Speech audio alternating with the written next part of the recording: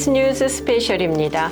이 정치적 불안정으로 한국 경제는 깊은 수렁에 빠져드는 것 같습니다. 존경하는 국민 여러분, 불미스러운 유혈 사태를 막기 위해서 공수처 출석에 응하기로 했습니다.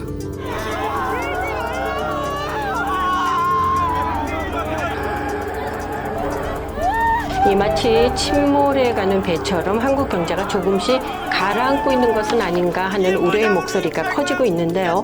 자, 이런 상황들 누구보다도 서민들에게 큰 타격을 주고 있습니다. 네, 맞습니다.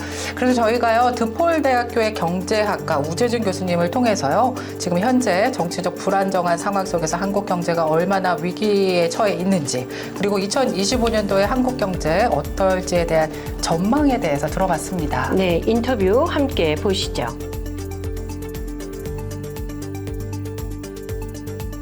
지금 그래서 한국의 이제 정치 경제 상황 굉장히 이제 불확실한 형태이고요. 근데 우리가 지금 그 탄핵 정국이 경제 대내에 주는 영향을 말씀드리기 전에 우리가 한 가지 짚어볼 수 있는 건 뭐냐면 2024년 한국 경제의 상황을 좀 우리가 생각해 볼 수 있습니다.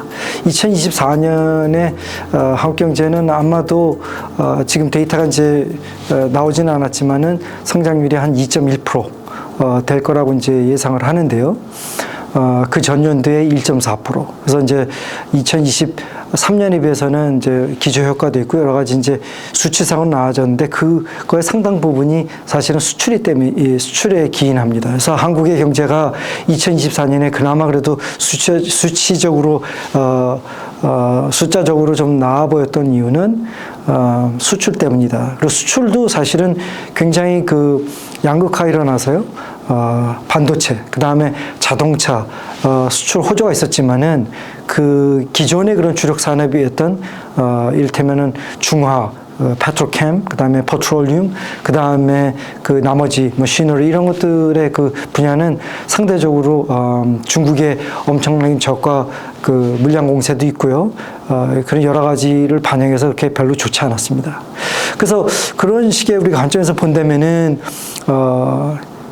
인플레이션, 그 다음에 상대적으로 높은 이자, 이걸로 인해서 한국의 가계부채가 지금은 이제 물론 GDP 대비 줄곤 있지만은 한때 100%를 넘었었거든요.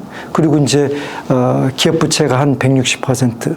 그러니까 이거에 따른 그 이자, 그다음에 인플레이션에 따른 그런 그 내수 침체가 이제 일어났던 거고요. 이런 뎃을 이제 그 부채의 그 이제 부채의 그런 그 중압감 때문에요. 부채의 이제 그런 네거티브 임팩트로 인해서 지금 소비, 그 다음에 국내 투자, 그 다음에 특히 그 건설업, 그죠? 우리가 한 2, 3년 동안 그 프로젝트 파이낸싱의 문제라든지 여러 가지 그 파이낸싱의 문제를 봤는데 결국에는 이런 건설업의 침체, 그 다음에 내수 소비 침체, 그 다음에 그 전반적인 그 투자의 그런 그 부진, 이런 것들이 이제 한국 경제를 2024년을 이제 캐릭터라이즈하는 부분입니다.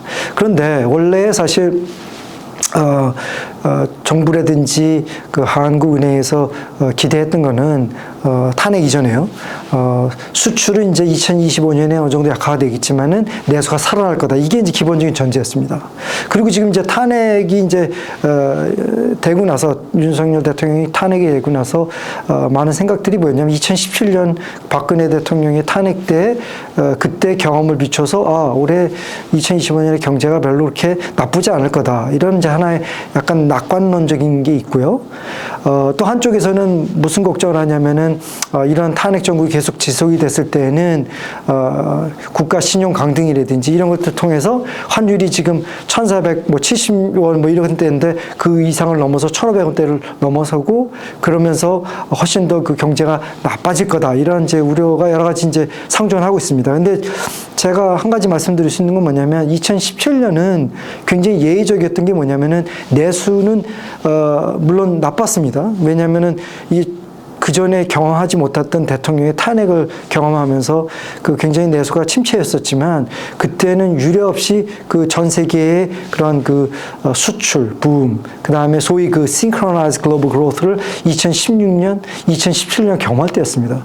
그렇기 때문에 그거를 인해서 전반적이라도 브로드한 아까 말씀드렸던 반도체라든지 자동차에 국한된 게 아니라 한국의 전반적인 그 주력 상품에 대해서 수출이 급등을 할 때였습니다. 그래서 그게 바로 이제 한국 경제의 그 탄핵, 2017년 탄핵 전국을 그 상세하고도 남아서 3.1%의 성장을 기록할 정도로 굉장히 비나인했던 결과이지만 지금은 뭐냐면은 내수 침체가 특히 약화된 게 뭐냐면은 인플레이션, 그 다음에 그 고율의 이자, 이런 것들, 그 다음에 가계부채, 이런 것들이 종합적으로 나타났고, 부동산 침체, 이것들이 지금 내수의 그 약화시키는 근본적인 원인인데, 이게 2025년에 나아질 거라는 이제 별로 큰 그 기대하기 어려운 부분이 있는 거고요. 수출도 작년에 그렇게 주도했던 그 반도체라든지 자동차가 있지만은 지금 이 텍 사이클이라든지 이런 것들이 이제 약화될 조짐이 있고요. 그래서 결국에는, 그리고 특히 트럼프 정부의 그런 그 관세라든지 여러 가지 그 엔타이 트레이드, 엔타이 이미그레이션 이런 policy들이 작용을 했을 때에는 어느 정도 그 한국 수출의 그 기존에 있던 그 수출의 여력도 상당히 그 타결받을 수 있는 그런 불확실성이 많이 존재합니다. 그렇기 때문에 한국 경제가 2025년에 탄핵을 맞으면서 불확실성 이런 것이 애드돼서 더해져서 굉장히 이제 어려운 한 해가 될 거라고 이제 저는 생각을 하는데요. 다만 혹자가 말씀하는 것처럼 한국 경제가 갑자기 무슨 금융위기를 번진다든지 이런 가능성은 여전히 제한적인 건 뭐냐면은 대외 신용도, 특히 그 국채, 그 국가 한국 경제, 그 한국 정부의 그 부채는 GDP 대비 한 50%인데요. 여전히 그 다른 주요국에 비해서 낮은 상태고요. 그 다음에 외환보유고 4,117억 달러. 그 다음에 그거의 단기 외채는 그거의 한 25% 정도뿐이 안 되고 있고요. 그렇기 때문에 그런 그 대외 지불 능력, 그게 이제 결국에는 그 크레딧 레이팅에 영향을 주는 건데, 지금 한국의 그 정부의 그 크레딧 레이팅은 AA2 뭐 이런 거거든요. AA 마이너스.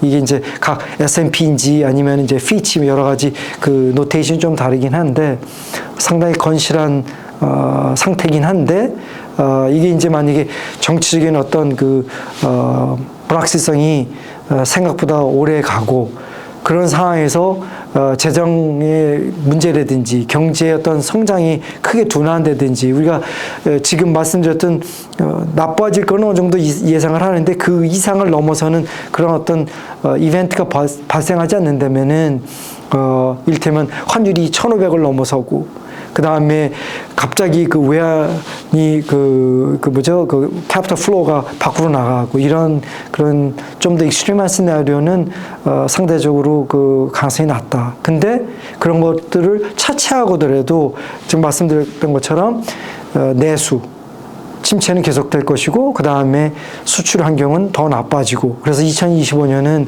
작년에 비해서 훨씬 더 나쁜 그런 경제가 될 거라고 하는 이제 생각을 해볼 수 있는데요. 다만 우리가 이제 그 탄핵 정국이 이제 어느 정도 마무리가 되고, 이를테면은 대선의 어떤 그 일정이 확정이 되고 이런다면은 반대로 그 희망적인 거는 이런 불확실성, 정치적인 불확실성이 빨리 이제 해소가 되면은 그나마 그 경제의 어떤 그 악영향을 주는 부분들은 이제 이를테면 2025년 하반기에는 없어질 것으로 우리가 또 낙관을 좀 더 해볼 수 있는 거겠죠.